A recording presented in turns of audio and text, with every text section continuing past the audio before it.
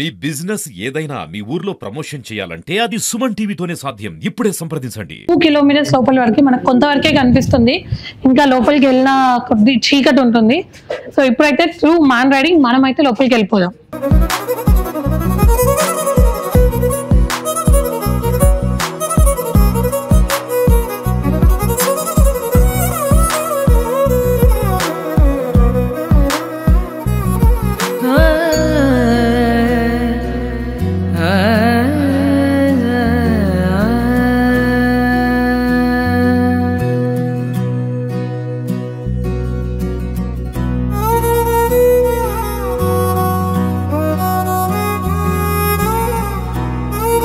Mine లోపల fitter Vijay Bhaskar మనతో ఉన్నారు. సో ఇక్కడ మైనింగ్ ఎంత ఇంపార్టెంటో వాళ్ళ సేఫ్టీ పర్పస్ లో మిషన్ యూసేజ్ కూడా అంత ఇంపార్టెంట్. సో ఇక్కడ నుంచి మనం మాన్యువల్ గా వెళ్ళాలి, అంటే అదంతా కేజ్ మిషన్ తో నడిచింది. సో ఇక్కడ నుంచి మనం మాన్యువల్ గా వెళ్ళాలి కాబట్టి మ్యాన్ రైడింగ్ లో దీనికి కూడా కొన్ని ప్రికాషన్స్ అనేటివి ఉంటాయి. సో మరి దానికి తీసుకోవాల్సిన ప్రికాషన్స్ ఏంటి? మ్యాన్ రైడింగ్ వెళ్ళాలి అంటే so minimum to minimum gap ఇవన్నీ ఉంటాయి కదా. సో దానికి తీసుకోవాల్సిన ప్రికాషన్స్ ఏంటి? చైర్ డిస్టెన్స్ 15 మీటర్స్ డిస్టెన్స్ ఉండాలి. అట్లా మనకి లాకర్ సిస్టమ్ కూడా ఉంది. ఏమన్నా చైర్ ఇబ్బంది కానీ లేకపోతే చైర్ ఫుల్ అవుట్ కావడం కానీ ఏమన్నా ఉన్నట్టయితే లోడ్ చేసుకుంటే ఆగిపోతుంది మ్యాన్ రైడింగ్. ఓకే, అంటే ఈ మ్యాన్ రైడింగే కాకుండా లోపల మిషన్స్ ఏమైనా ప్రాబ్లం వచ్చినా కూడా మీరు ఇమీడియట్ గా వెళ్ళి చేస్తారా? చేస్తాం. ఇంకా దానికి సంబంధించిన ఫిట్టర్స్ ఉంటారు. దానికి సంబంధించి వేరే ఫిట్టర్స్ ఉంటారు. సో ఈ రోజు షిఫ్ట్ లో ఉన్న ఓవర్ మన్ శివ గారు ఉన్నారు. సో ఇక్కడ మైనింగ్ ప్రాసెస్ ఎలా జరుగుతుంది ఏంటి అనేది అయితే చూద్దాము. సో ఫైనల్ గా అట్లా ఇట్లా కష్టాలు పడి లోపలికి అయితే వచ్చేసాము. సో సార్ ఫస్ట్ అసలు ఒక షిఫ్ట్ లో ఎంత మంది వెళ్తారు? ఇది మేము చేసేది present general shift madam. General shift లో అరౌండ్ షిఫ్ట్ జనరల్ షిఫ్ట్ కలుపుకుంటే అరౌండ్ ఒక 300 మెంబర్స్ అయితే చేస్తాం. 300 మెంబర్స్ ఆల్ డిపార్ట్మెంట్స్ కలుపుకొని 300 మెంబర్స్ అయితే వర్క్ చేయడం జరుగుతుంది. ఏ డిపార్ట్మెంట్స్ ఉంటాయి సార్? ఇందులో మైనింగ్ ఉంటుంది, టాప్ మోస్ట్, తర్వాత E&M, electrical and mechanical, survey department ఉంటుంది. ఇక అదర్ మిసిలినియస్ వర్క్ కు సంబంధించిన వేరే వేరే ఇంకా other department. So overall 300 members చేస్తారు. First shift and general shift కలుపుకొని మార్నింగ్ 7:30 టు స్టార్ట్ చేస్తే 6 వరకు అరౌండ్ 300 మెంబర్స్ చేస్తారు మైన్ లోపల. సో ఎప్పుడైనా కోల్ ప్రొడ్యూస్ చేసేటప్పుడు ఇది టఫెస్ట్ వే అని అనిపించిందా? డెఫినెట్లీ అనిపిస్తుంది. ఎందుకంటే మనం నేచర్కి ఎగ్నెస్ట్ గా అండర్ గ్రౌండ్ వచ్చి చేస్తున్నాం కాబట్టి ఇది ఒక రకంగా ఒక యుద్ధం అని అనుకోవాలి. సో ఈ వార్లో ఏంటంటే మనం అందరం టెక్నికల్ గా బాగా స్కిల్డ్ అయి ఉన్న వాళ్ళు అయితేనే లోపలికి వచ్చి చేయగలం. అందుకే దీనికోసం ప్రతి వాటికి స్కిల్స్ ఎన్హాన్స్ చేసుకోవడం కోసం స్కిల్ సెంటర్స్, VTC అవన్నీ కూడా ఉంటాయి. VTC అయిన వాళ్ళని అండర్ గ్రౌండ్ దింపడం జరుగుతుంది మనం. VTCలో ఏంటంటే ఇనిషియల్ జాబ్ లోకి ఎక్కిన తర్వాత VTC క్లాసెస్ అండర్ గ్రౌండ్ వెళ్ళిన తర్వాత ఏం చేయాలి, ఎవరి డ్యూటీస్ ఏంటి, ఎలా ఉంటాయి అనేది ట్రైనింగ్ ఉంటుంది. వొకేషనల్ ట్రైనింగ్ సెంటర్ లో ట్రైనింగ్ అయిన వాళ్ళనే అండర్ గ్రౌండ్ దింపడం జరుగుతుంది. అంటే వాళ్ళకి స్పెషల్ క్వాలిఫికేషన్ ఏదైనా కావాలా? స్పెషల్ క్వాలిఫికేషన్ అని కాదు, వన్స్ మనం కంపెనీలో రిక్రూట్ అయినామంటే అది వొకేషనల్ ట్రైనింగ్ సెంటర్ ద్వారా మళ్ళీ అక్కడ ట్రైనింగ్ అయితేనే అండర్ గ్రౌండ్ దిగడానికి స్కోప్ ఉంటుంది. అల్టిమేట్ గా అక్కడ VTCలో ఎవరైతే ట్రైనింగ్ తీసుకుంటారో బేసిక్ గా, సో VTC అనేది స్టార్టింగ్ జర్నీలో అంత ఇంపార్టెన్స్ ఇస్తాం మేము. అక్కడ నేర్చుకున్నవి తర్వాత ఇక్కడ ప్రాక్టికల్ గా చూసి నేర్చుకున్నవి ఇవన్నీ కూడా కోల్ ప్రొడ్యూస్ చేయడానికి మాకు మెయిన్ గా యూస్ అవుతాయి అనమాట. సో నేను డిప్లొమా మైనింగ్ చేశాను. తర్వాత అలానే ఇంకా వేరే వేరే డిపార్ట్మెంట్లో వేరే వేరే క్వాలిఫికేషన్స్ అందరు వస్తూ ఉంటారు. సో వాళ్ళకున్న థియరీ నాలెడ్జ్తో పాటు ప్రాక్టికల్ నాలెడ్జ్ ఇవన్నీ కూడా క్లబ్ చేస్తూ ఈ మెథడ్ ఆఫ్ ఇది ఏది తీసినా కూడా ఒక ప్రాపర్ ప్రాసెస్ ద్వారా ప్రొసీజర్ ఉంటుంది అనమాట. ప్రతి దానికి ఒక మెథడ్ ఆఫ్ వర్కింగ్ ఉంటుంది. ఆ మెథడ్స్ అన్ని ఫాలో అవుతూనే కోల్ అనేది మనం ఎక్స్ట్రాక్ట్ చేస్తాం ఫైనల్లీ అండర్ గ్రౌండ్ నుంచి. వితౌట్ మెథడ్ మనం ఏం చేయడానికి లేదు. వీటికంటూ కొన్ని రూల్స్ అండ్ రెగ్యులేషన్స్ ఉంటాయి, కొన్ని అమెండ్మెంట్స్ అన్ని ఉన్నాయి మేడం. సో కోల్ ప్రొడ్యూస్ చేసేటప్పుడు ఆబ్వియస్లీ ఇది అండర్ గ్రౌండ్ కాబట్టి ఖచ్చితంగా మనకి అదర్ మినరల్స్ కానీ ఏమున్నా కూడా వస్తాయి కదా. సో కోల్ తో పాటు మనకి ఎక్కువగా ప్రొడ్యూస్ అయ్యే మినరల్ ఏంటి ఇక్కడ? అరౌండ్ ఎర్త్ లో వచ్చేసి మనం ప్రజెంట్ తెలంగాణలో సింగరేణిలో కోల్ మాత్రమే ప్రొడ్యూస్ చేస్తాం మేడం. అండర్ గ్రౌండ్ లో కోల్ ప్రొడ్యూస్ చేస్తాము. ఓసిస్ లో అయితే OB తీసుకుంటూ మనం కోల్కి రీచ్ అవుతాము. స్పెషల్ గా తెలంగాణ కోసం మాట్లాడుకుంటే ఇది కోల్ మైనింగ్ కాబట్టి కోల్ తప్ప వేరే మినరల్ ఏమి ఉండదు మేడం. స్టోన్ బ్యాండ్స్ అవి ఉంటాయి కానీ మనం వాటిని ప్రిఫర్ చేయము, తీయము. ఓకే, ఓన్లీ కోల్ మాత్రమే ఎక్స్ట్రాక్ట్ చేస్తారు. ఓన్లీ కోల్ మైనింగ్ లో కోల్ మాత్రమే తీస్తాం, వేరే అదర్ మెటీరియల్ తీయం, అది కూడా ప్రాపర్ మెథడ్ తోటి తీస్తాం. ఓకే, సో అదర్ మెటీరియల్ మనం తీయాలి అని అంటే దానికి వేరే ఉంటుంది, దానికి అదర్ వేరే వేరే టెక్నాలజీస్ ఉంటే అది అదర్ మైన్ అన్నమాట. ఇది కోల్ మైనింగ్ లో కోల్ ఒకటే ప్రొడ్యూస్ చేస్తాం.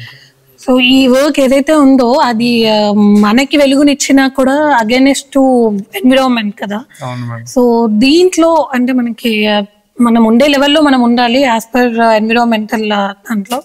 సో టఫెస్ట్ గా గాలి తగ్గిపోవడము ఇలాంటివన్నీ జరుగుతూ ఉంటాయి కదా. సో ఏవైనా గ్యాసెస్ మనకి జనరేట్ అవుతూ ఉంటాయి కదా. సో అలాంటి సిచ్యువేషన్ ఎప్పుడైనా ఫేస్ చేశారా? ఎస్, డెఫినెట్లీ చేశాం మేడం. ఎందుకంటే మనకు సర్ఫేస్ లో ఉన్న ఎన్విరాన్మెంటల్ అక్కడ ఉన్న వెదర్ వచ్చేసి కంప్లీట్ గా డిఫరెంట్ ఉండదు. వన్స్ అండర్ గ్రౌండ్ వచ్చిన తర్వాత కండిషన్స్ అన్ని మారుతూ ఉంటాయి అన్నమాట. సో మనం వెంటిలేషన్ ని ప్రాపర్ గా పక్కగా ప్లాన్ చేసుకున్న తర్వాతనే మనం డిస్ట్రిక్ట్స్ అన్ని కూడా ఎక్స్ట్రాక్ట్ చేయడం, కోల్ ఎక్స్ట్రాక్ట్ చేయడం జరుగుతుంది. సో కోల్ ఎక్స్ట్రాక్ట్ చేసేటప్పుడు డిఫరెంట్ కైండ్ ఆఫ్ గ్యాసెస్ కూడా రిలీజ్ అవుతాయి, లైక్ మీథేన్ అవుతుంది, తర్వాత ఇంకా సమ్ నైట్రస్ ఫ్యూమ్స్ అవుతాయి. తర్వాత మనం చేసే బ్లాస్టింగ్ ఆపరేషన్ వల్ల వచ్చే నైట్రస్ ఫ్యూమ్స్ కానీ వేరే వేరే ఆఫ్టర్ డ్యాంప్ కావచ్చు, బ్లాక్ డ్యామ్ కూడా ఆటోమేటిక్గా ఇది ఆక్సిజన్ డెఫిషియన్సీ తగ్గిన తర్వాత బ్లాక్ డ్యామ్ కూడా ఫామ్ అవుతుంది మనకు. అట్లనే CH4 మీథేన్ గ్యాస్ వల్ల ఫైర్ డ్యాంప్ ఎక్స్పోజర్ కూడా మనకు ఎక్స్పోజ్ అవుతూ ఉంటుంది. సో వీటన్నిటిని కూడా మినిమైజ్ చేస్తూ మనం ప్రాపర్ వెంటిలేషన్ ని పంపిస్తూ కోల్ ఎక్స్ట్రాక్షన్ అనేది ఫైనల్ గా అల్టిమేట్ గా మన టార్గెట్. సో బిఫోర్ రిస్క్ మీకు ఇక్కడ ఇది జరగబోతుంది అని తెలుస్తుందా? yes definitely.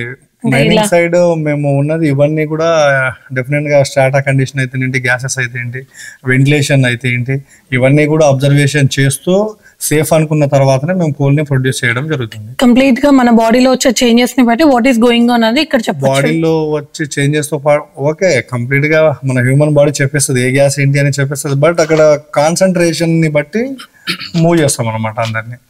ఒకటి ఏంటంటే ఫైనల్ గా బేస్ ఏంటంటే మైనింగ్ సైడ్ నుంచి ఉన్న వాళ్ళు ఏంటంటే ఇవన్నీ చూస్తాం మేము, ఇవన్నీ చూసి వీటన్నిటిని రెక్టిఫై చేసిన తర్వాతనే సేఫ్ అనుకున్న తర్వాతనే నెక్స్ట్ ఎక్స్ట్రాక్షన్ కి మేము నెక్స్ట్ ప్రొడక్షన్ కి ఛాన్స్ ఇస్తాం అనమాట. అది మిషనరీ కావచ్చు, మెన్ కావచ్చు, ఏదైనా కావచ్చు. సో చాలా మందిలో మనము మైన్ తీసేటప్పుడు ఇక్కడ మనకి మైన్ తో పాటు కొన్ని వజ్రాలు దొరుకుతాయి, అది దొరుకుతాయి. సో మన సింగరేణి చరిత్రలో ఎప్పుడైనా అలాంటి దాఖలాలు ఉన్నాయా? అదంతా ట్రాష్ మేడం, సింగరేణి హిస్టరీలోనే లేదు అది.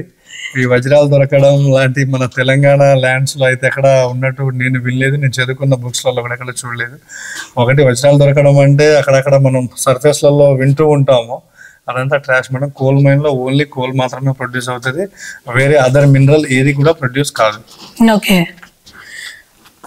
ఎప్పుడైనా ఎమర్జెన్సీ సిచ్యువేషన్ వస్తే ఓకే సో మీరు ఎలా డీల్ చేస్తారు as a over man? Okay, emergencies లో టైప్ ఆఫ్ ఇన్సిడెంట్ ని బట్టి మేము బిహేవ్ చేయాల్సి వస్తుంది మేడం. లైక్ గ్యాసెస్ వల్ల ఏమైనా ప్రాబ్లం అయితేనేమో దానికి ఆపోజిట్ డైరెక్షన్ లో వేరే ఎస్కేప్ రూట్స్ అన్ని ఫామ్ చేసుకుంటాం, వెంటిలేషన్ డైవర్ట్ చేసుకుంటాము. సో ఇంకా లోపలికి వెళ్తే అవన్నీ ఉంటాయి, అవన్నీ ఉంటాయి. సో మేము ఒక రూట్ ప్లాన్ చేసుకున్న తర్వాత దానికి ఎస్కేప్ రూట్ కూడా ప్లాన్ చేసుకుంటాము. సో మేము వెళ్ళే రూట్ లో కావచ్చు, లోపల వర్కింగ్ ప్లేస్ లో కావచ్చు, ఏదైనా జరగరాంది జరిగి ఏదైనా ప్రమాదం సంభవిస్తే దానికి ఆల్టర్నేట్ గా మేము ఎస్కేప్ రూట్స్ అనేవి కూడా ప్లాన్ చేసుకుంటాము. సో ఆ విధంగా మేము ముందుకెళ్తాము. సో ఇప్పుడున్న ఈ PVK 5 లో ఓవరాల్ గా ఎన్ని డిస్ట్రిక్ట్స్ ఉండొచ్చు? ఇట్లా ప్రెసెంట్ PVK 5 లో వచ్చేసి ఒకటే డిస్ట్రిక్ట్ రన్ అవుతుంది మేడం, అది కూడా CM కంటిన్యూస్ మైరన్ నడుస్తుంది. తర్వాత మేము మాకున్న LHD బండ్లు ఉన్నాయి, మన కంపెనీ బండ్లు ఉన్నాయి, వాటితో మేము కొన్ని ప్యాచెస్ ని డెవలప్ చేసుకుంటున్నాము.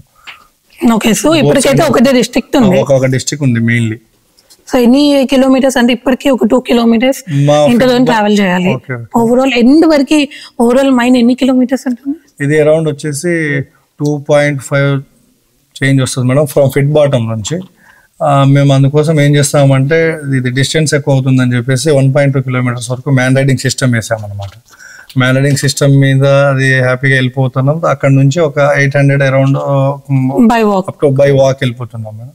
వెళ్ళిపోయి మళ్ళీ బ్యాక్ అగైన్ వాక్ చేసుకుంటూ వచ్చేసి మ్యాన్ రైడింగ్ చైర్ లిఫ్టింగ్ వచ్చేసి కేఎస్ ద్వారా బయటకు వచ్చేసి ఒక యాజ్ ఏ ఓవర్ మ్యాన్ తర్వాత సర్దార్ అయినా ఓవర్ మ్యాన్ అయినా ఒక చేతికి ఒక ఆయుధం అనేది ఉంటుంది, యాజ్ ఏ వారియర్ గా అని చెప్తారు కదా. సో అది ఇదే కదా? అది స్టిక్ తో పాటుగా అంటే సమ్ టైమ్స్ అంటే ఇంకొన్ని ఎక్విప్మెంట్స్ ఉంటాయి, అవును లాంతర్ కూడా ఉంటుంది, సేఫ్టీ ల్యాంప్ ఉంటుంది సర్దార్ దగ్గర, అది ఎలాంగ్ విత్ అనదర్ స్టిక్ కూడా ఉంటుంది సర్దార్ అంటే దగ్గర. మీరు ఎప్పుడైనా యూజ్ చేశారా? అంటే ఆ లాంతర్ మనకి గ్యాస్ ని కూడా చెప్తుంది అని చెప్తారు కదా. మెయిన్ గా ఏంటంటే మేడం ఫండమెంటల్ చూసుకుంటే సేఫ్టీ ల్యాంప్ అనేది చాలా యూజ్ అవుతుంది అంటే ఎస్పెషల్లీ యూజీ మైన్స్ లో అనమాట.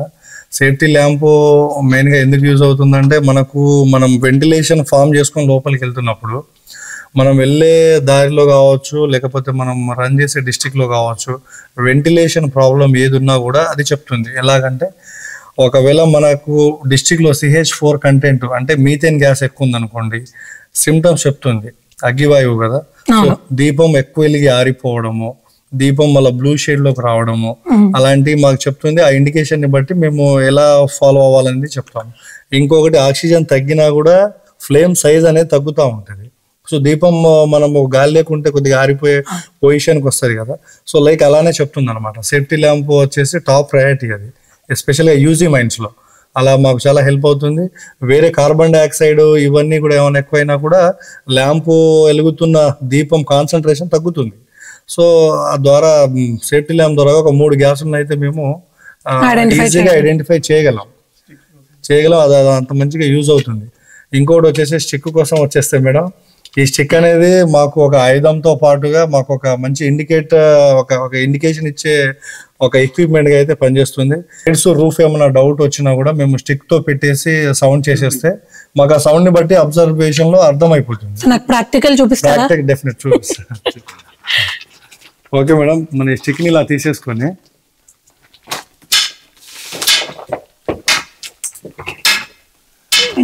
ఆ సౌండ్ అనేది ఇప్పుడు మీరు విన్నారు కదా సౌండ్, ఈ సౌండ్ సాలిడ్ ఉంటుంది. అది చూడండి, ఇక్కడ విన్నారా మేడం సౌండ్? డిఫరెంట్ సౌండ్ వస్తుంది. డల్ సౌండ్ వస్తుందంటే అర్థం ఏంటిది? ఈ లేయర్ డల్ ఉందని అర్థం.